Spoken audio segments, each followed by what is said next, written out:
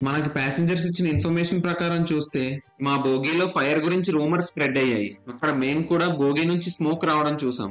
దాంతో ట్రైన్ లో ఉన్న వాళ్ళంతా భయపడి అరవడంతో ట్రైన్ లో ఒక పానిక్ సిచ్యువేషన్ క్రియేట్ అయింది. అప్పుడు ఎవరో ట్రైన్ ని ఆపడానికి చైన్ ని లాగారు. అప్పుడు రూల్ ప్రకారం లోకో పైలట్ హెడ్ లైట్ ని ఆన్ చేసి ట్రైన్ ని ఆపాడు. వెంటనే భయంతో ప్యాసింజర్స్ లెఫ్ట్ సైడ్ నుంచి కొంతమంది, రైట్ సైడ్ నుంచి మరికొంతమంది దూకడం స్టార్ట్ చేశారు. కానీ అన్ఫార్చునేట్లీ ఈ జనరల్ బోగి ఆగిన స్పాట్ ఇలా ఉంది. రైట్ సైడ్ లో రైల్వే ట్రాక్, లెఫ్ట్ సైడ్ లోనేమో ఈ పెద్ద లోయ.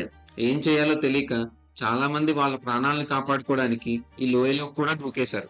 దాదాపుగా 45 మంది రైట్ సైడ్ ఉన్న ట్రాక్ మీదకి దిగేశారు. అందరం దిగేశాం, మన ప్రాణాలకి ఎటువంటి ప్రమాదం లేదనే లోపే అదే ట్రాక్ పైన ఏ టైం డిలే లేకుండా 100 కిలోమీటర్ స్పీడ్ తో వస్తున్న కర్ణాటక ఎక్స్ప్రెస్ సరిగ్గా 4:45 కి ఈ ట్రాక్ మీద ఉన్న వాళ్ళని గుద్దేసింది. ఈ యాక్సిడెంట్ లో 13 మంది చనిపోయారు, ఇంకా 15 మందికి తీవ్ర గాయాలయ్యాయి. ఇక్కడ ఇంకో దారుణమైన విషయం ఏంటంటే పుష్పక్ ఎక్స్ప్రెస్ ఆగిన ప్లేస్ లో 2 degrees కర్వ్ ఉండడం వల్ల కర్ణాటక ఎక్స్ప్రెస్ లోకో పైలట్ కి ఈ ట్రాక్ పైన ఉన్న వాళ్ళు ముందుగా కనబడలేదు.